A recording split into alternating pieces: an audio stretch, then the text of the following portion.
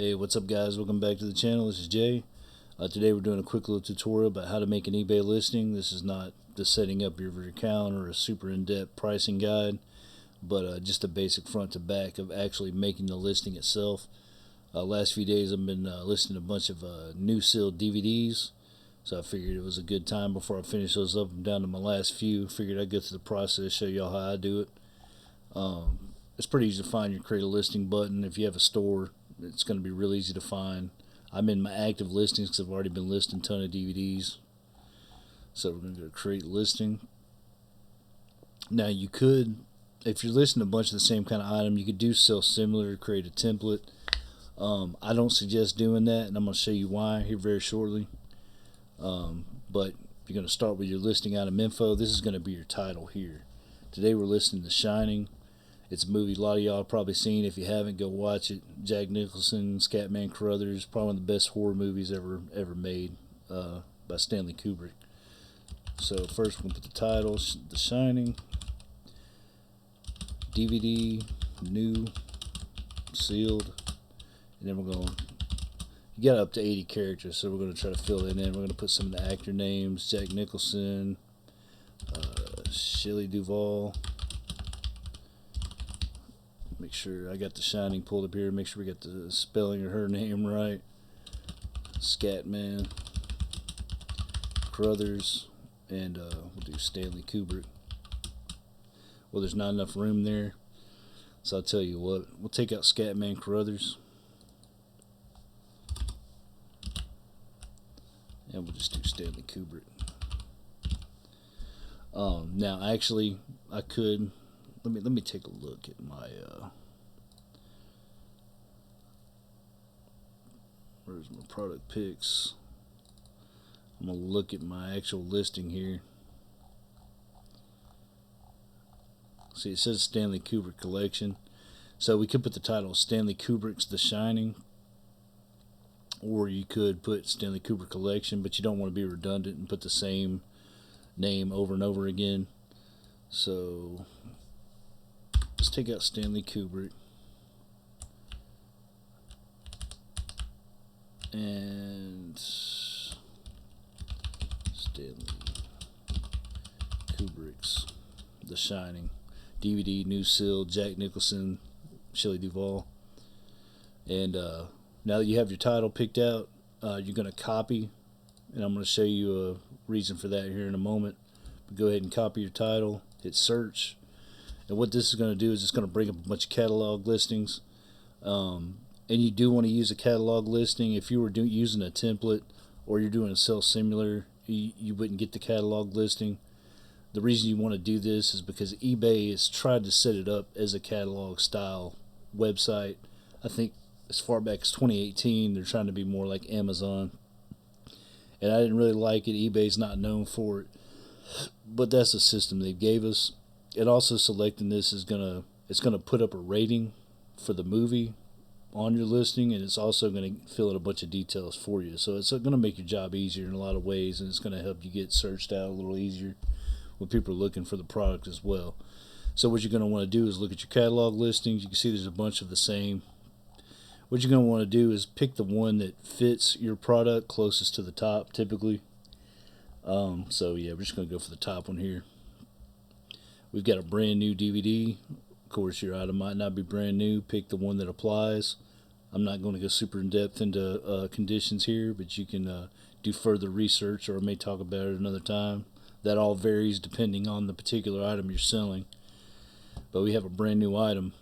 So, okay, now you're in the listing page. First thing you're going to do, remember I said to copy your item title, and this is why. Because it completely got rid of that and filled you in with the catalog listing. And that name sucks, so we're going to highlight that, paste over it, and there our title is again. We'll go back up, and we're going to upload our pics. I should be a little bit quicker about getting my pics pulled up, as many as I've done about them. But yeah, go in, highlight all the pics for your listing. Be these here. We'll open, and it's going to upload all your pics at once. You're going to want to arrange them in the proper order. Most of the time, an item like this, a DVD, VHS, book, comic, stuff like that, you're going to want your front cover, of course, as your first image. Then I do back cover, then I do spine, and then I do all the edges, the different sides of the product after that. And as you see, mine are not oriented correctly, so you can use this left button here. Of course, you can click on any one of these, and it'll let you alter the photo. But the only altering I really do, you're going to rotate it around right side up. You're going to want to crop. And when you crop, you want your item to fill out as much of the picture as you can. But I still like having a true live background. I don't like having my background removed or being too white. I want it to look like a real listing, like I'm selling you a real item. So I have like a wood grain desk I use as my background for most of the photos. But yeah, just crop down to the right size, hit save.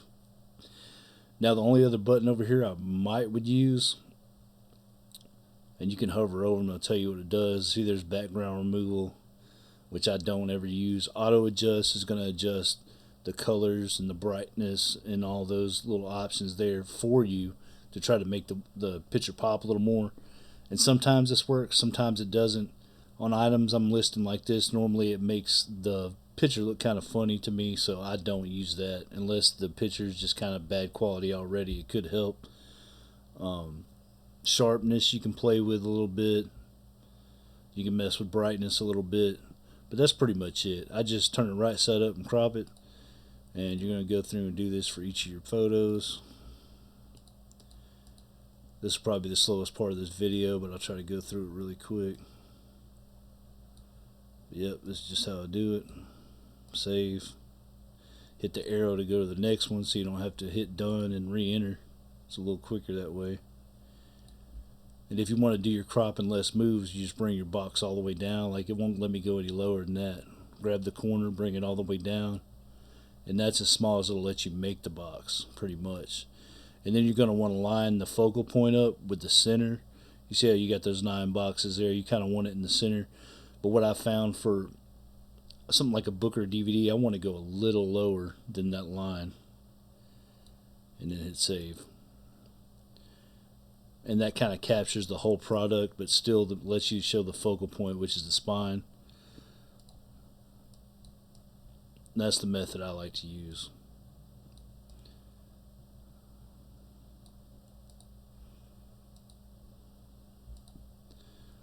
As you can see, some of these photos didn't come out clear enough, or completely focused in, but that's okay. They're not bad photos, just some of them aren't focused in, like this one here, you could tell. Good enough, you know. I mean, it's not the main listing image, and you could tell it's sealed. That's mainly the thing I'm trying to show off here. Save. Okay, so we got all our images cropped down, turn right side up. We already copy and pasted our title. You can put a subtitle, but as you can see here, it charges for that. The subtitle is completely useless. Don't waste your time. Down below that, you got your item categories. This is on the left here, the item category. This is actually eBay's own categories, and you have to use that. You don't have a choice. If you use the catalog listing like I showed you how to do, it's probably already going to have the category filled out for you.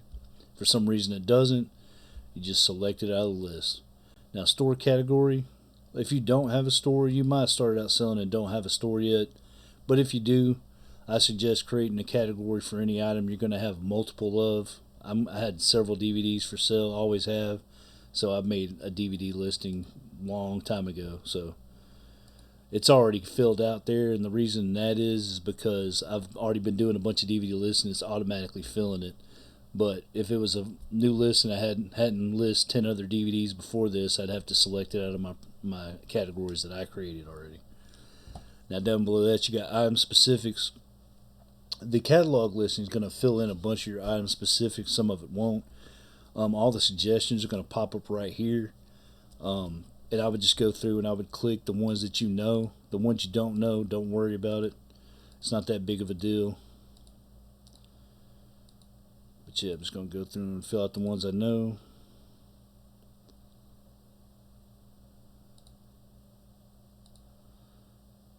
The ones you're not sure of, I just wouldn't even bother. And then go down further, and it's going to show all your item specific in the boxes where you can enter them. You don't have to fill up every one of these boxes. The more the better, but don't spend 10 minutes filling in specifics. One thing I like to look at on movies, for instance, is like actors. We know Jack Nicholson and Shelley Duvall's in the movie, but I also know Scatman Carruthers is. And I wasn't able to fit him in the title, so I'm going to say Scatman Carruthers.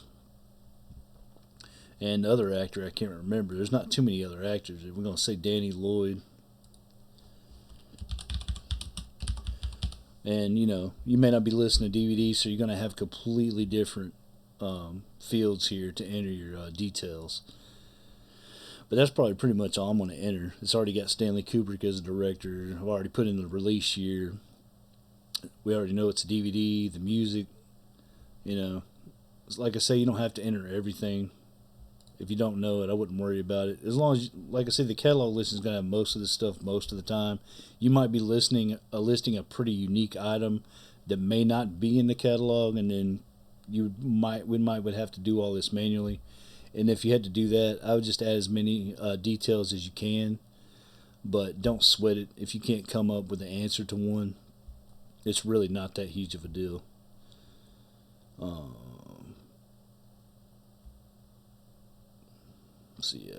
going to say 1 unit and unit. You probably don't have to do the unit quantity and type, but I always do.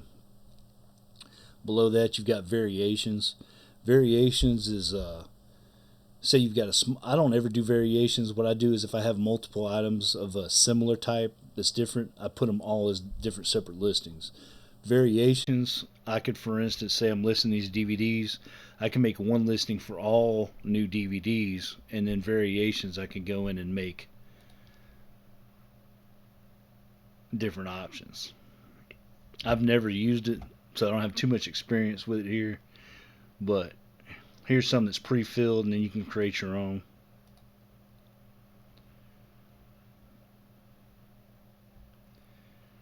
Actually, I don't know if that's the option to list multiple types of listings within one, but I've never done it that way, so that's something I can't tell you. The condition, I've already entered mine. You can manually enter it here if you want to, or if you need to change it up for some reason. And it kind of gives you a description of what that particular condition is for that item. Below that, you're going to have condition description and your regular description field. I'm going to change it off brand new real quick to something else, just so I can make the other field pop up. So now you've seen the condition description field popped up. Here you're going to want to put only information that pertains to the quality of the condition of the item. Maybe the corners of it are banged up, maybe it's scuffed, maybe it has discoloring, warping, blah blah blah, etc., etc. You put that stuff in this box. You can't put anything more than that in this box, because if you do, when you try to list the item, when you try to complete the listing, it'll flag you to that box and you'll have to change it. So don't put anything that says anything other than condition related stuff. But I have a brand new item, so I'm not going to put anything there. Now your regular description field, you can put everything else you want. If you want details for how to place your order, or how you want to place multi-item orders, etc., etc., anything else the customer may need to know. I already have made several DVD listings, so I already have another one pulled up here. It's got the I'm just going to copy and paste the description from that one. It's going to be the exact same. It says new and sealed. See pics for the exact item you receive. I have an HTML link saying check out more in DVDs, and I'll show you how to do the HTML code here in a second for that. And then below that, I give an instruction on how to combine multiple items into an order. And I do that because a lot of times customers, they don't know. Like they'll put everything in their cart and just pay. But the way eBay works is you have to manually input the shipping cost yourself as a seller. So what they have to do is they have to go in the cart screen and select request total from buyer or from seller. And then it would give you an option to invoice them and put in the shipping cost manually. But a lot of people just don't do that, so I add that instruction in. And that's pretty basic.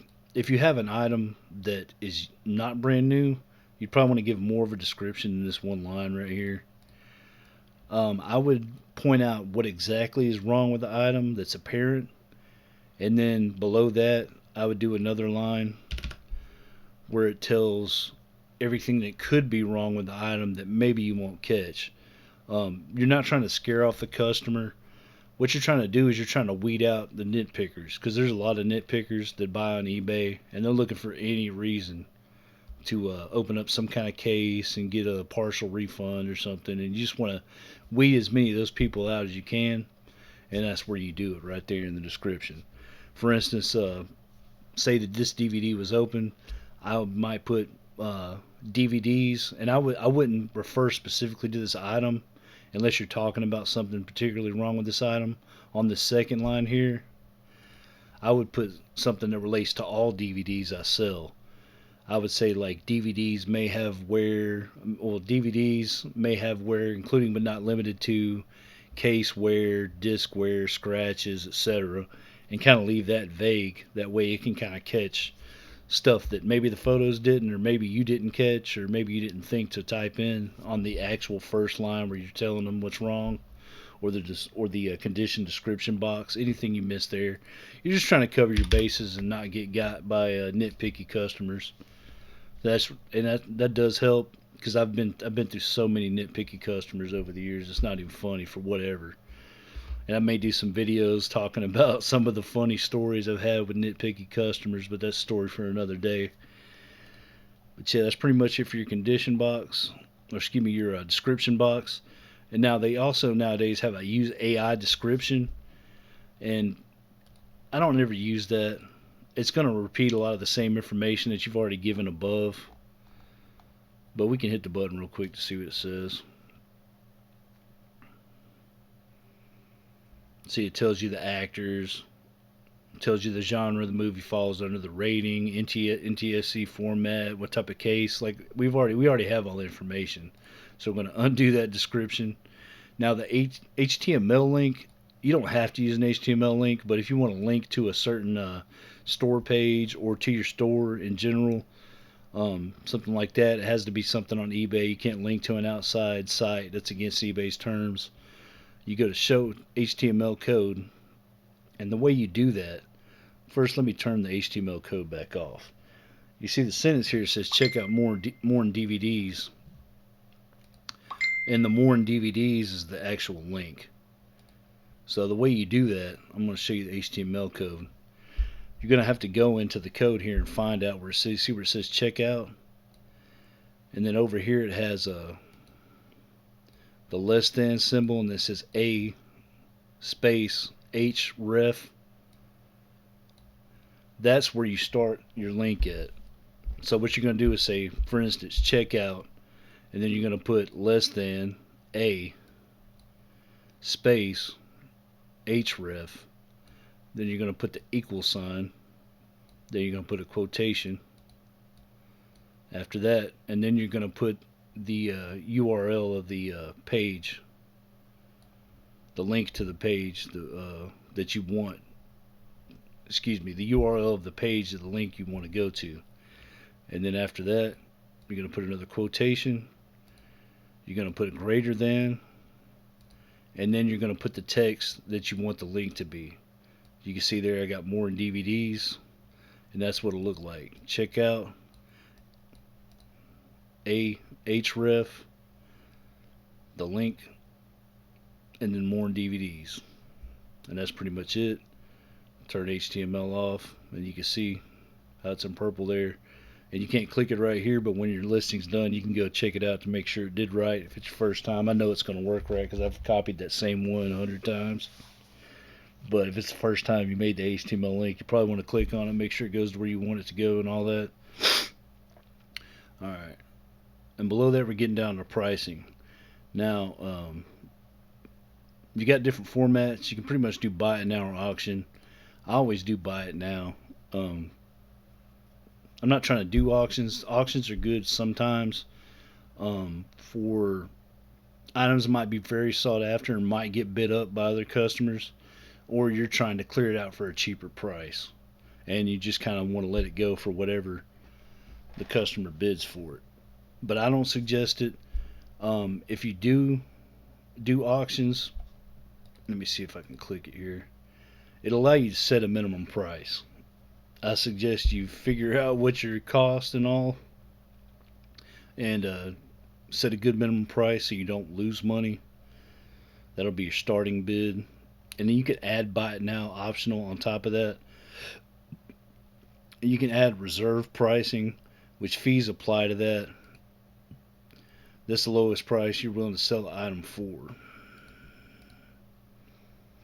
So yeah, the reserve price and starting bid aren't the same thing. I kind of treated them like they were, but your starting bid is going to, of course, be lower than your reserve pricing. But the reserve pricing is the minimum you'll take it. A lot of listings they will be the same number, but not. They don't have to be. But yeah, I never use auction. I always do buy it now. Certain items may be better for auctions. It's all at your discretion. But for me, I sell individual collectibles. I know what price I want to sell them for, and I leave it at that. Now, for the item price, this part is going to be very different depending on what kind of item that you're selling. There might be a different process or a slightly different process that I go through depending on the type of item. I might reference other sites online or other sources online to figure out a price for something. If you have an item that has no like real comps, you don't have to think outside the box for comps. Like for instance, say if you made and a comp is a comparable price. Uh, Say you made a homemade item. I used to make homemade toothpaste. There's nobody that's going to have my exact homemade toothpaste for me to compare the price to. So I'm going to have to look at the market and pick out somebody to compete with that I think is good competition to me. And you don't want to undersell yourself. You don't want to race to the bottom. You want to pick a good spot in the market and then make a good price because stuff's going to sell. You don't have to race to the bottom to make stuff sell unless there's thousands of listings of the same thing for super cheap. Of course, you're kind of stuck then. But I'm going to go over really quickly how I price items. Um, we've got the Shining DVD. I'm going to go all the way back to the top. And what I'm going to do is I'm going to take the least amount of words out of my title and copy paste them in the search bar in another eBay tab. And I want the least amount of words that'll bring me the item that I want to see. So here I'm just going to do Shining DVD. That's probably as short as I can get to get my product to pop up. We're going to go to another eBay page. We're going to paste that in the bar. And that's almost certain to make the Shining pop up. I mean, you're getting other random stuff popping up, but that's okay. The reason you want to do that is because you want to make sure that you see how I've got 19 plus results. You want as many results as you can find to have more comps, to have a better idea of what you can price your item at and get away with. So, for instance, say if I put Shining DVD Stanley Kubrick and hit enter, it went from over 1900 down to 532. Now, it got rid of some of the trash, but it probably also got rid of some of the Shining DVDs that were listed that didn't have Stanley Kubrick's name in the item title. But we're going to go back to what we originally did, Shining DVD.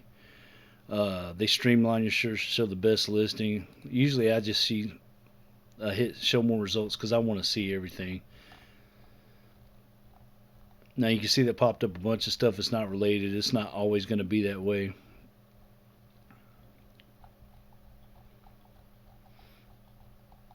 Sometimes the show more results stuff will mess you up a little bit, but it's okay. We're also going to put brand new because I know my product's brand new.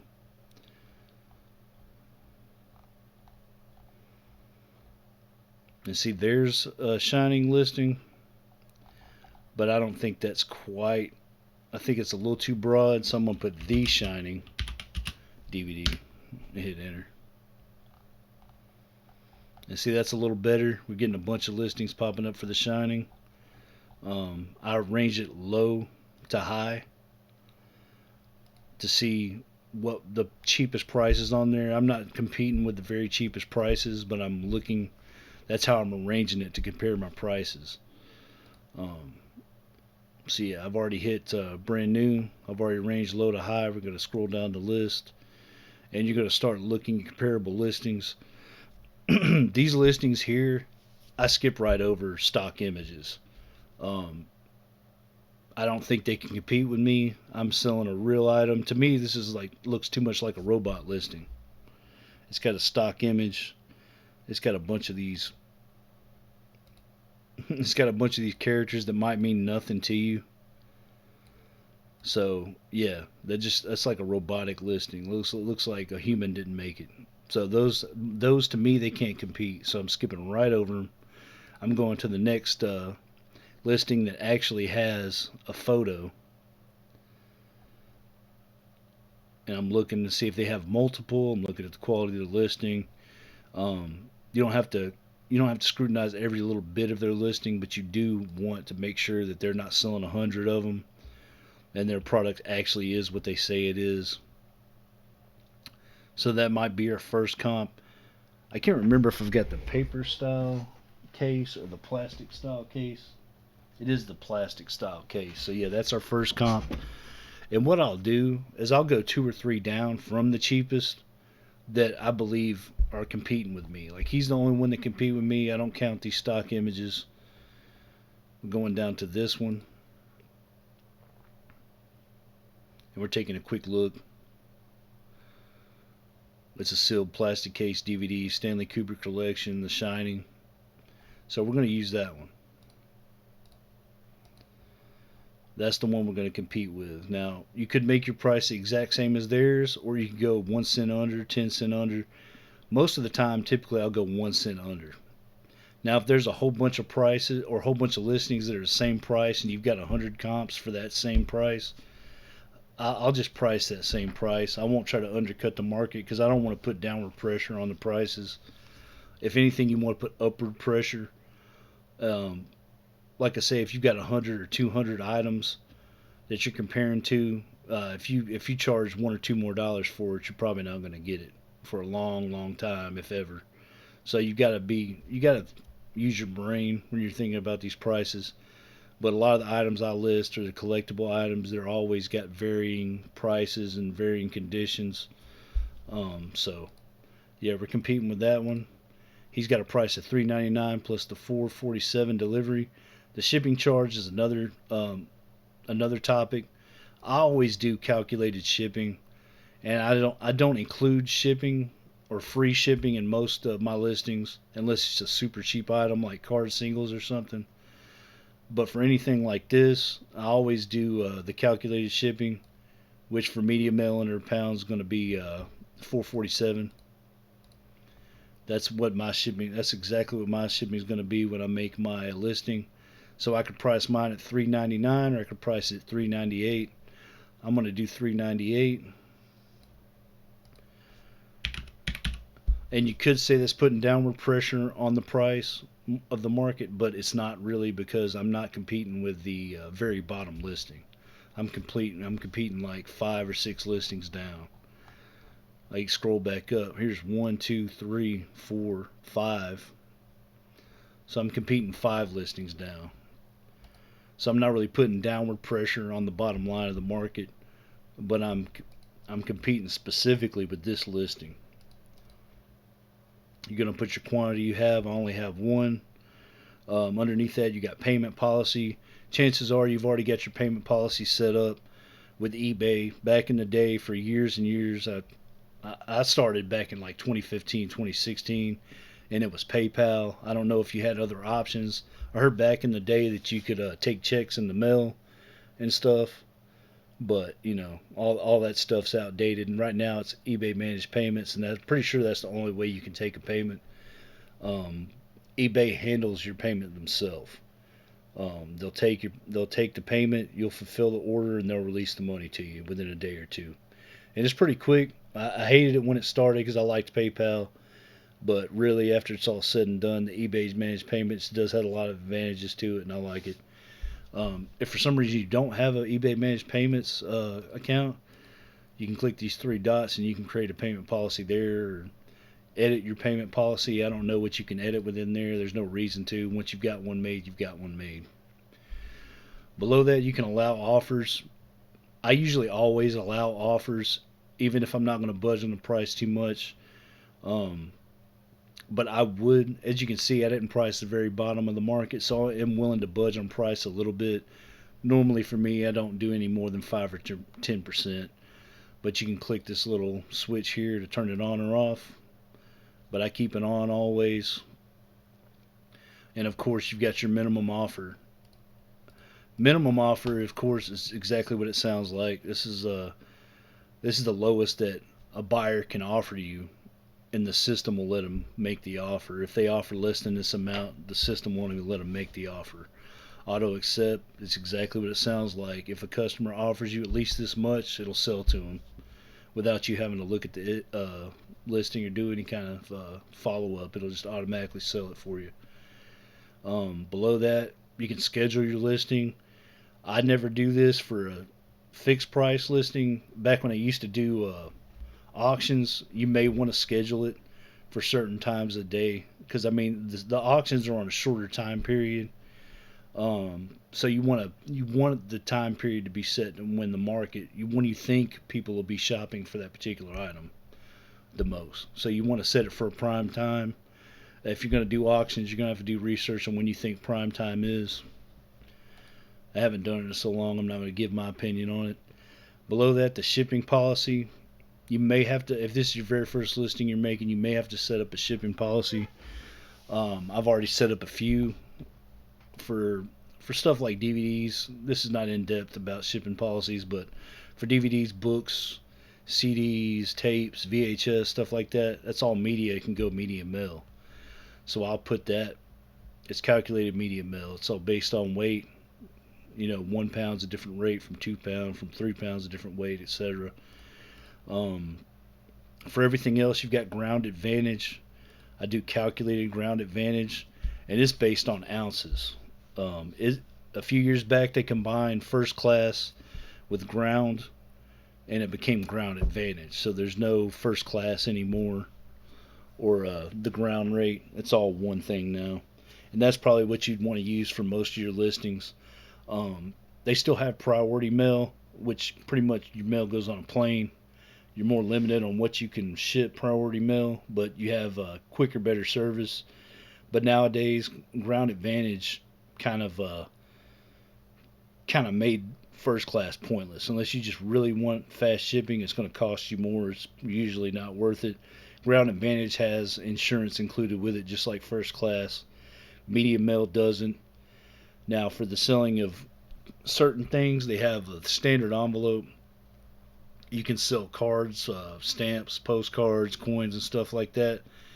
That's a eBay specific shipping method that uses the USPS infrastructure to mail your letters. It's basically like a pre-sorted mail that eBay found out a way to sell you.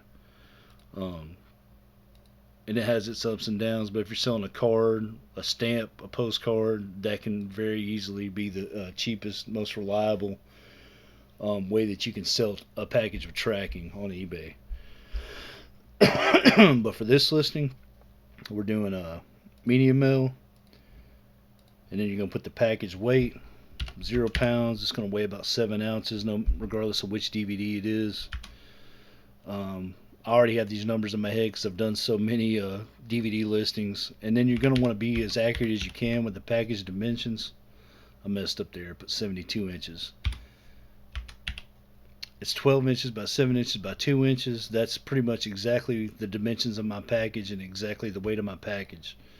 Like I say, the medium mail is kind of based on a per pound basis instead of a per ounce basis, so this isn't making a huge difference in that aspect.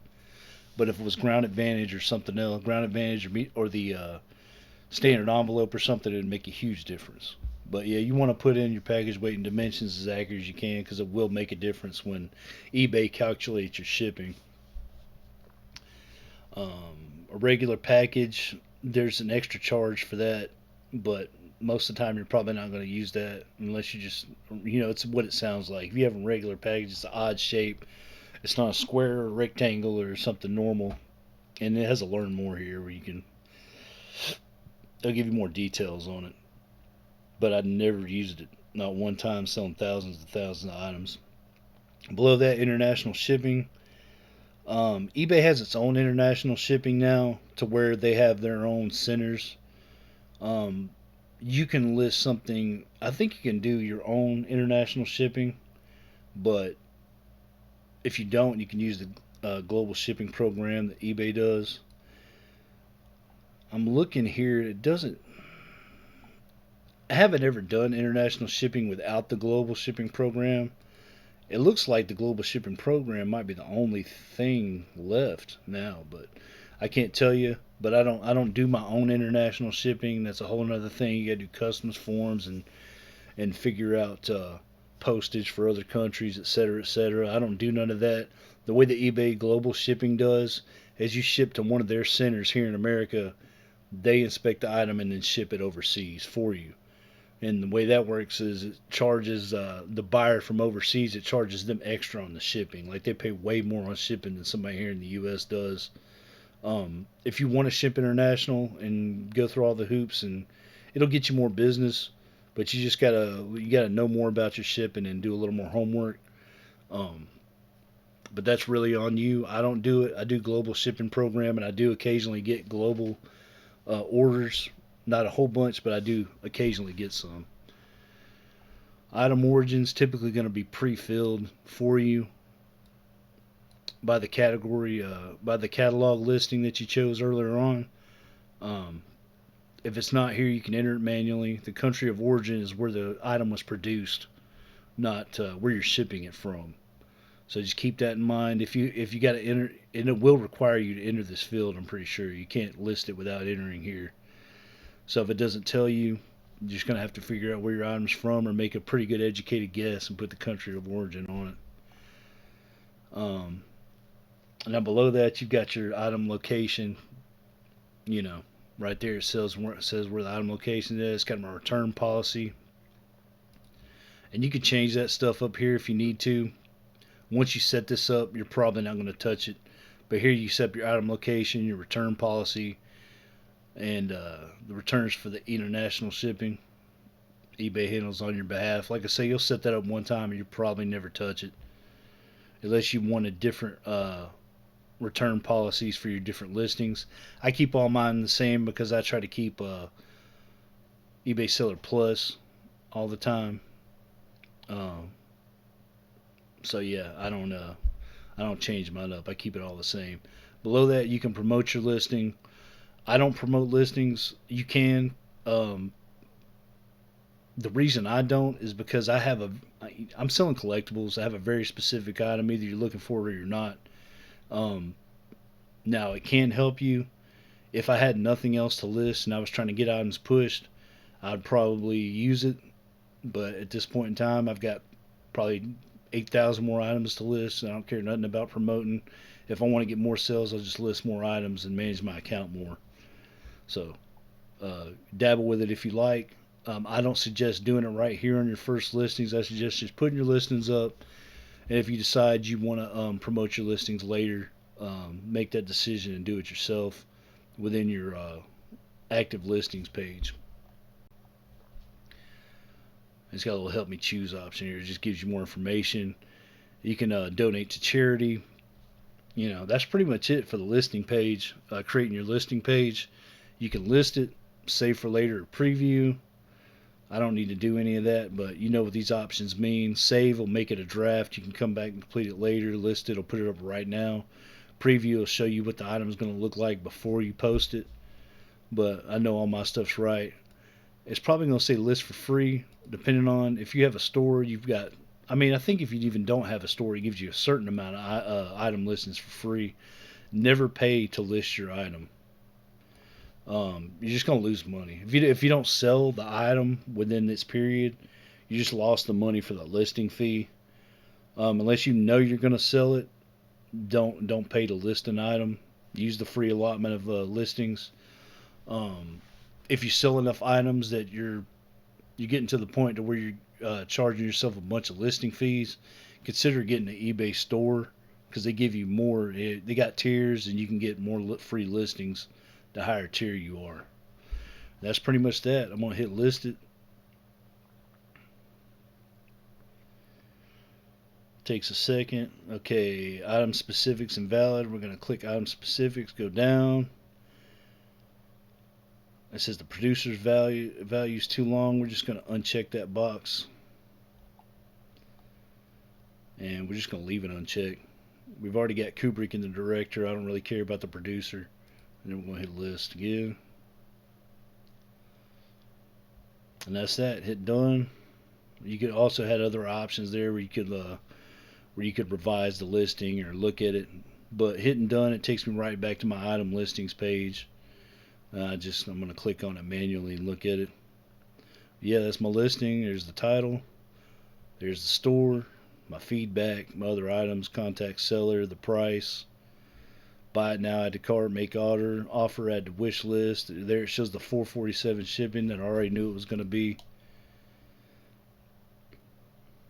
Payments allowed. So yeah, the listing's pretty much exactly how I wanted it to be. And we're good to go. And that's pretty much that, man. Pretty simple.